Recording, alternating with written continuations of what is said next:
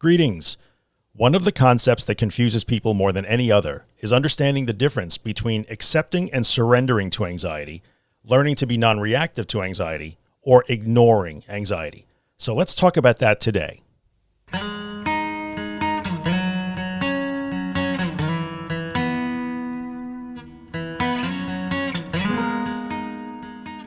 I just want to be a part of your life. Oh, this is the way you do it, huh? Showing up at my apartment? Well, what am I supposed to do? You won't answer my calls. You change your number. I mean, I'm not going to be ignored, Dan.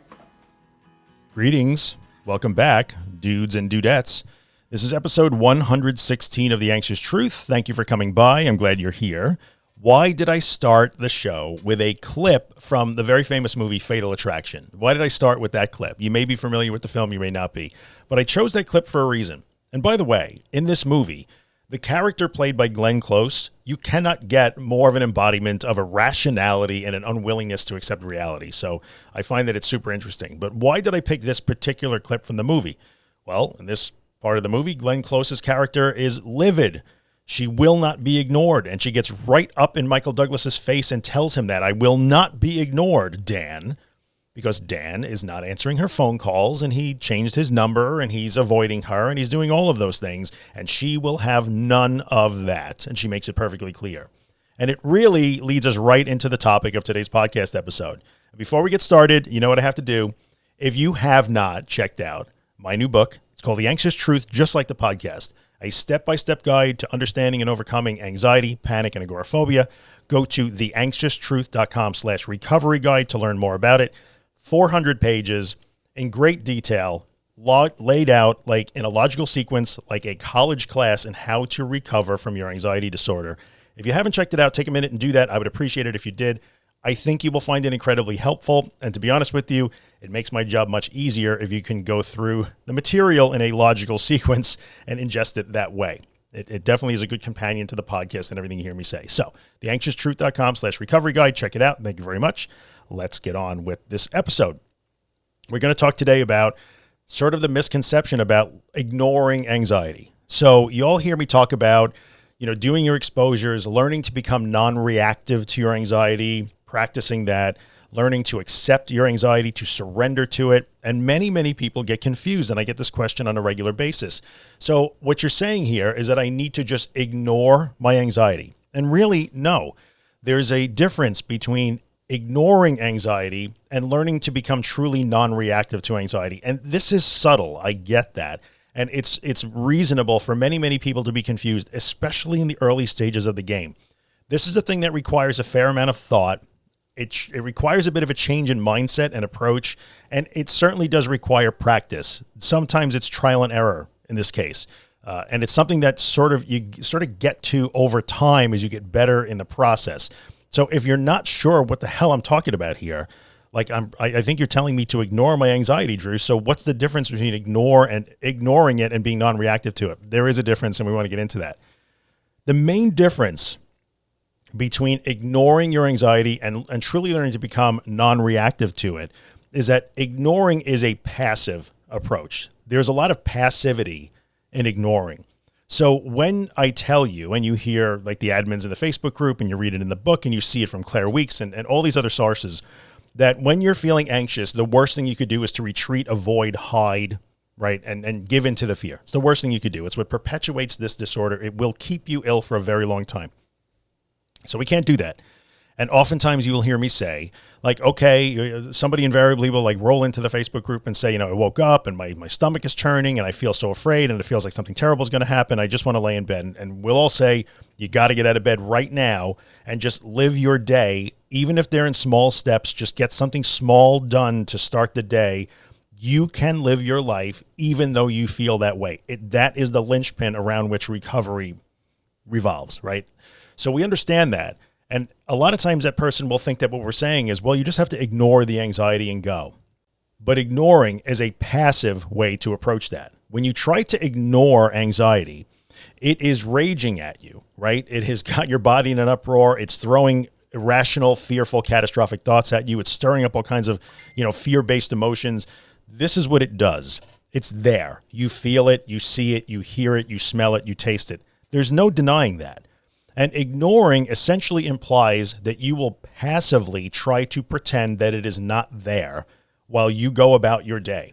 So there's a passiveness in the process of ignoring that I'm going to call it a hopeful passiveness. And some of this I'm going to work out on the fly. So you're going to have to bear with me a little bit. It is very subtle and sometimes it's hard to explain, but there is a bit of a hopeful passivity in the process of ignoring. Ignoring is usually based on the idea that if I just pretend I'm not having anxiety and go and do my stuff anyway, then hopefully it will go away. If I ignore it, hopefully it will leave me alone. When you passively decide, I'm going to try to pretend that it doesn't exist and just try to act as normally as I can and ignore it, what you're essentially doing is still saying that this anxiety is going to rage at me, and the best I can do is to try to pretend that it's not there and hope that somehow it decides to go away. So when you ignore something, it's sort of like the sticking your head in the sand thing, right? And I'm not saying you're doing that, but when we ignore something, we're essentially trying to pretend that reality isn't what it is. And that doesn't really work. So there's two reasons why ignoring, that passive yet hopeful act of ignoring, I'm going to ignore the anxiety and go about my day anyway. The reason why that doesn't really work for us is twofold. Number one, it really is giving up your power in the process, and it is continuing to treat the anxiety as if it has a mind of its own. It's a monster, it's an external force, and it will decide when to go away, right? Like if I don't do anything and I just passively pretend it's not there, even though it clearly is, hopefully it will change its mind. It will get tired. It will stop. It will leave me alone. It will go away. So that's not actually going to happen. So when you just decide to try and pretend the anxiety isn't there, well, that's going to be a problem because you're not taking an active approach to making it go away. You're leaving your power in the process, just dropping it on the floor, sticking your head in the sand and saying, well, I hope this works. I'm going to pretend it's not there like Drew told me to do, which is not really what I'm telling you to do, and hope that the anxiety decides to get bored and goes away. Now, I understand that because in many ways we do adopt very oversimplistic, sometimes easier to digest explanations for some of this stuff. We often imbue anxiety with human characteristics, right? So it's kind of said we like anthropomorphize our anxiety. It will get bored. It will get frustrated. It will get tired. But anxiety isn't a being. It's not a person. So sometimes we forget that, and it's not going to get bored. It's not going to get tired. It's not going to run out of steam unless you make it. So the idea that you can just passively decide, I'm going to ignore it. I'm going to pretend it doesn't exist. That's not really, you're leaving your power in the process on the floor. You're being very passive, and you're not really taking a very important step toward making it go away. The other thing that it does, the other reason why this is a problem is your lizard brain. I use the term all the time because I just think it's funny. The fear center in your brain, your amygdala, however way you want to call it. I like to call it the lizard brain because it's just kind of humorous to me. Your lizard brain is going to have none of that. None. So you have heard me talk many, many times about how I believe that when you are in the thick of panic, a panic attack, high anxiety waves, relentless anxiety waves, self-talk, trying to talk yourself down off the ledge and out of that situation is absolutely worthless. And I think so many of you listening can relate to this because fine, when you're sitting quietly with a cup of tea in the morning and you're not anxious, you can do all the positive affirmations and self-talk and I am strong and I am a warrior and I am safe and this too shall pass. And that's great. Do it all you want. I have no problem with that. When the panic button is hit, boom, and you are flooded with adrenaline and all those scary sensations are there and all those thoughts are there and they're coming at you at 100 miles an hour and all those fear-based emotions are just roiled up like the freaking ocean in a hurricane. All that talking is like screaming into the wind. It's not listening, right? So your amygdala, your lizard brain, your fear center is simply not listening to that. You cannot logic your way out of this. Like it is going, and we all know that if you've tried to ever get yourself out of high anxiety state or panic state by repeating, I'm okay, I'm okay, I'm okay, you might get temporary relief for 2, 3, 5, 10 seconds at a time until your brain decides, you know what? It's time to do the next what if. I need to give you the next what if question. There's always another what if, right? It's a problem. So since we know that's going to happen, when you just try to ignore, you're essentially engaging in what is a bit of a passive, like positive self-talk approach.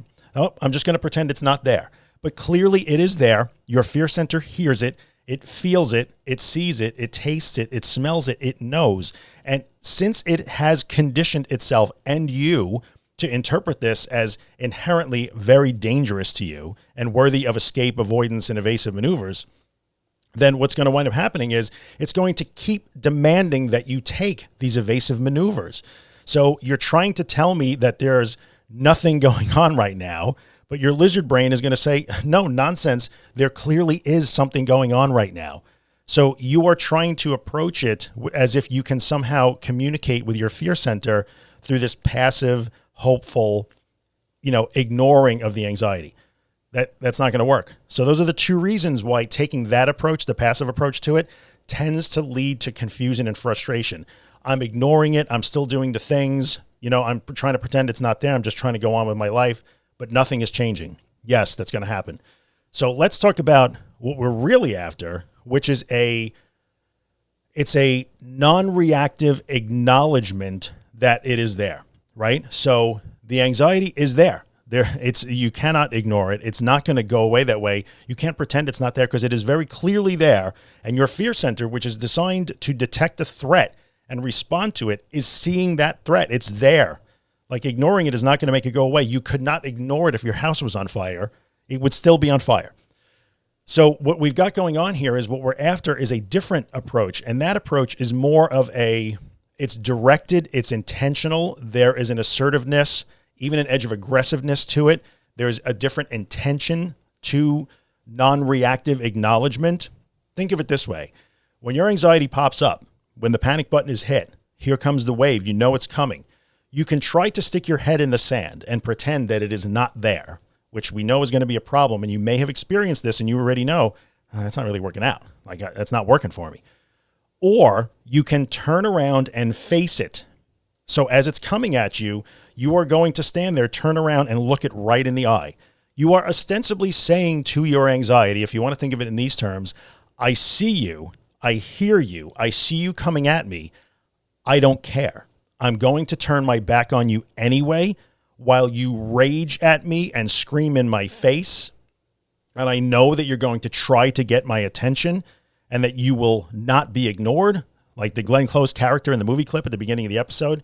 I know you're going to do this, anxiety, and I welcome you to come along with me, and I dare you, to use the dreaded D word, but you know what I'm talking about. I defy you to come along for the ride with me, but I will not hand you the steering wheel. So I see you, I know you're there, I will acknowledge that you are there, and now I am going to intentionally disrespect you by turning my back on you and going about my business anyway. Now, going about your business could be, washing the dishes, taking your walk, whatever, helping your kid with homework, whatever you're doing. It could be just sitting quietly and trying to do your relaxation and trying to focus your breathing like we talk about all the time. So going about your business has a very wide range of definitions. But before you decide to go about your business, you are almost envision yourself turning toward the monster, the beast, and picking your chin up and looking it right in the eye and say, I see you, come and get me. I'm going to turn my back on you now. Do your best. And I'm going to still do this thing that I planned to do before you arrived. And that could just be practicing your progressive muscle relaxation or your breathing, whatever it is. It could be driving. It could be walking. It could be being at a birthday party. It could be whatever it is. It doesn't matter, right? The situation doesn't matter. But do you see the difference between, I'm just going to ignore this, pretend it's not there, and non-reactive acknowledgement means, no, it is there. I'm going to acknowledge that it is there and it is scary and it is uncomfortable and I hate it and I wish it wasn't there, but come and get me anyway. You're going to lean toward it, into it in a way, and you're literally almost going to defy it to come and get you before you turn your back on it and just go about what you want to do. So you will continue to hear it yelling at you. You will continue to feel it tapping on your shoulder. And you will acknowledge, like, there you are, but I don't care. Keep it coming. I don't care. That is the difference. That is the difference. And the non-reactive part of that, to be honest with you, comes when you refuse to engage with it. So, a non-reactive acknowledgement doesn't mean you acknowledge it and then you are absolutely perfectly serene. That's not physically possible. Like, especially when you are in the beginning of this game and you're just learning it, like your heart will be pounding, your breath will be short, you'll have all the sensations, you'll feel the fear, you'll feel uncomfortable, you'll feel unsafe and vulnerable. You'll feel all those things. So I do not mean you should not interpret non-reactivity as to like somehow you can magically snap your fingers, acknowledge the anxiety, and then just go into some sort of super calm, peaceful Zen state. That's not it at all. Non-reactivity means you will acknowledge the anxiety actively. I will acknowledge that you are there. And I will know that you are going to come with me on this ride, but I will not let you drive, and I will not engage in an argument with you, and I will not give you my attention. So do you understand? It's very subtle. And I know that maybe, especially if you're in the beginning of this, you're thinking like, whoa, this is hard for me to put my brain around. I still don't understand the difference between ignoring and non-reactive acknowledgement. But there is a difference. And oftentimes in my experience, for me at least, and for a lot of the people that I see that are making that progress, the difference is in intention and mindset sometimes. So if you're in the beginning and you're thinking from a logical standpoint, like, okay, I kind of get it. This does make sense to me, but it seems impossible. This is so hard. It's so scary. How can anybody do this? I'm not strong enough. You are likely going to default to just the passive ignoring, hopeful ignoring of your anxiety. That's so very normal. When you get a few experiences under your belt where it doesn't go away and it still rages at you, but you start to do it a little differently. You don't call for help. You don't escape. You don't run. You don't do any of your safety behaviors, and you still wind up okay. When your brain starts to build up those experiences and catalog them away, then your mindset toward the anxiety begins to change. As soon as you get that first glimpse that says, maybe it's not as bad. Maybe it's not a terrible monster. Even though I wind up in the ER all the time, what is the ER actually doing for me? They calm me down with a Xanax and they send me home. They never fix anything. They don't save me. So when you start to build up those initial experiences where you change your reaction, your overt reaction, and you start to drop safety behaviors and you stand put and you don't escape and you don't avoid, you don't flee, you don't call for help, and you still wind up okay, you begin to see the anxiety as something that you may actually be able to control and stand up to. You start to get a little bit of a more of objective view of it that says, well, why do I say it's so horrible? Well, I keep repeating what it feels like is going to happen, but it never actually does. I keep repeating that I think I'm going to die, but I never actually do. I keep repeating that, I have to call 911 and go to the ER, but the ER doesn't ever save me. They just make me sit there, wait till calm down and then go home. So when you start to change the way you react to the anxiety at the most rudimentary levels, and you start dropping those safety behaviors and you start to understand experientially like, hey, okay, I think I'm starting to see what these guys are talking about. Then you can start to turn from that passive yet hopeful trying to ignore the anxiety, pretend it's not there, which isn't going to work. Then you can actually start to say, hey, you know what? I'm going to do that thing where I just sort of like, let me look over my shoulder or turn right and look right at it in the face and look at it, watch it coming at me, know it's there, know it's going to come along for the ride. Not judge the ride as a disaster because it's still there, which is also one of the hallmark differences. You'll know when you've gone from the passive, hopeful, ignoring to the more active, non-reactive acknowledgement. When you've turned that corner, you will start understanding that, oh, okay, the anxiety has to come with me when I do this thing. It has to be here right now because I have to be willing to fully experience it. And when you try to pretend it's not there, you are trying to disengage from it to a point where you are not fully experiencing it. So when you begin to understand that like, oh yeah, that's right, I have to experience this thing in its full force in order to learn that it wasn't dangerous to me, that is when you start to embrace the idea that, oh, okay, this is what I have to do here. I can't pretend that it's not there. I have to actually know and accept that it is there. That is the key difference. And you'll know that you start to turn that corner into the more productive, non-reactive acknowledgement of your anxiety when you begin to judge your experiences differently.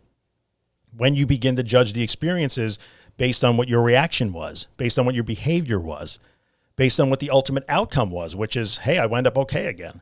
I was shaken up. I was scared. I'm still a little bit shaky, but I'm okay. When you start to say those things and you stop saying it was a nightmare, I feel like a failure, I got so afraid. When you stop judging your success based on feeling the anxiety and the fear and start to judge it based on the fact that you felt it and still came out the other end, now you know you're on the right track. Now you know. And that is really the main difference, as subtle as this is. And I know I'm using a lot of words at you here to try and get it across, but that is the difference between ignoring your anxiety and learning how to acknowledge it in a non-reactive way. It's intent. It's mindset. It's knowing that it's going to have to come along for the ride. It's going to be there. And I not only will feel it, but I must feel it in order to learn from it. That is it. It is really what you get to when you fully embrace the idea that, like, oh, okay, this fear is no longer my enemy. I must make it my teacher now. That's what you're after. And that's what, acknowledging and being non-reactive is all about. Oh yeah, it's there. It's coming. I kind of need it to. I'm not going to say you're going to want it to. Some people kind of get to the point where they get really zealous and it's like, bring it on. They actually want it to arrive. And sometimes they get annoyed if they're doing an exposure and it doesn't arrive. That's fine. If you adopt that mindset, that's okay. So you don't ever have to want it to be there. Nobody really wants it to be there in the long term. That's totally fine. But when you start to accept that, like, oh, okay, here we go. I got to do this thing again. I don't want to do it, but I know that I have to do it and I'm willing to do it. Now you are on the road to non-reactive acknowledgement of the fact that anxiety is there. So it all starts to come together, right? And when you can get into, let's tie all the words back together again, because they all fly together sometimes, right? Acceptance, surrender, floating, all of those things. You hear all these things talked about all the time. The Claire Weeks, my book, the podcast, everything. In the Facebook group, on social media. Tie it all together. Tie it all together. When you get to a point where you know that your job is not to ignore it, because when you ignore, you're also not really surrendering. You're hoping that it's not there. I just close my eyes, I won't see the monster, and maybe it won't bite me this time. You still are acting as if it's going to bite you.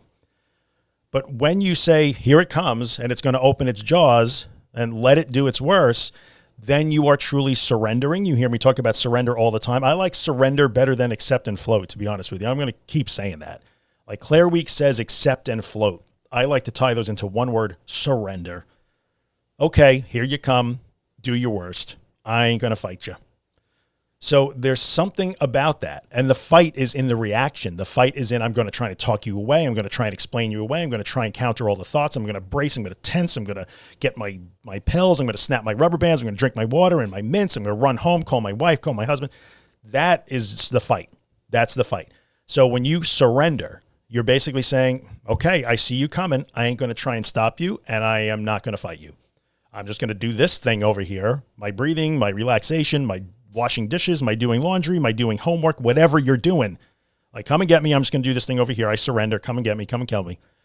So when you understand that you have to acknowledge that it's going to be there and you embrace that and you start to understand that you're after an acknowledgement in a non-reactive sense, then you will achieve that full surrender, which is also acceptance and floating.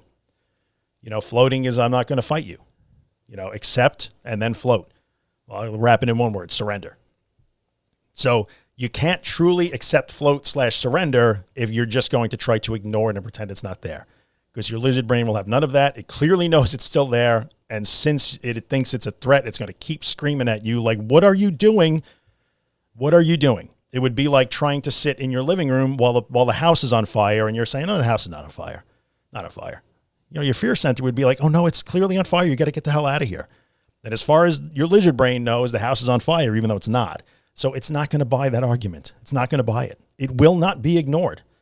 Just like Glenn Close in the clip from Fatal Attraction, right? So I hope that this has made some sense. I can go over it again 3 or 4 more times, but I feel like I'm just going to say the thing again and again.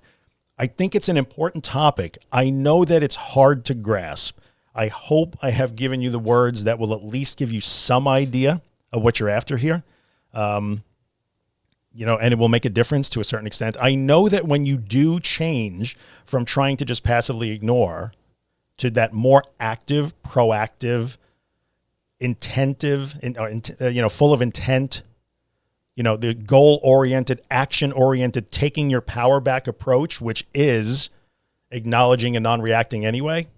When you get and turn the corner to that, you will find that things start to change more. So, a lot of times trying to ignore your anxiety is part and parcel of sort of the first wave of recovery, where at least you're not running to the ER, but it's still not the experience you necessarily want or after, but it's better than the old ways.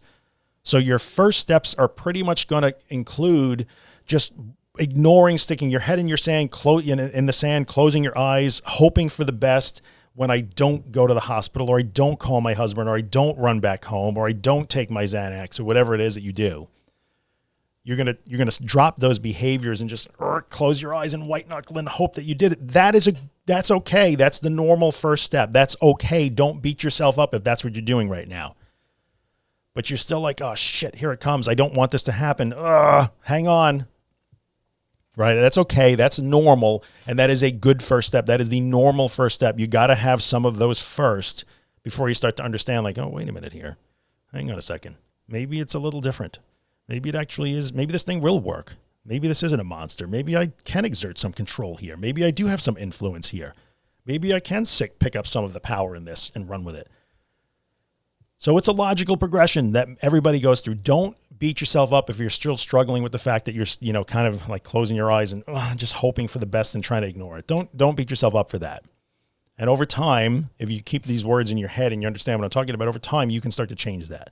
And you go to just that more, purposeful, intention-based, power-based, goal-based idea of I'm going to affirmatively acknowledge that this anxiety is coming. It is going to be here. I need it to be here so I can learn. And now I'm going to do my non-reactive thing, right? Don't engage with it. That's a super powerful combo when you get there. It's a super powerful combo. You're going to dig it. Trust me. I know it might sound crazy to get there, but you're going to dig it when you do. That's it. I don't have anything else that I could really say on this. I'm going to, end the episode now and remind you, first of all, let you listen to Ben Drake doing Afterglow, as I always do. Facebook.com/Ben Drake Music if you want to check Ben out. I'm going to ask, as always, if you're listening on iTunes or any place where you can rate and review the podcast, please do that. It would help other people find it, and I would appreciate that. And if you have questions and comments, it's become impossible for me to answer each individual message. The volume is just way too high. But if you join the Facebook group or you comment on my posts on the public page or you comment on my Instagram, I will do my very best to answer you in that public forum so everybody can benefit. All right. So I'm sorry I can't answer every individual message. Just too many at this point. And that is the deal. So thanks for coming by. This has been episode 116. I will see you next week. Keep working on your stuff. I know you can do it. You are stronger than you think. Every step is a good step, no matter how small it is. I will see you guys next week. It's all around you, you can breathe it in. And this is where your story begins. You got the feeling that you're gonna win. Yeah, you're doing fine. Now in the city and you're living fast. No looking back or dwelling on the past.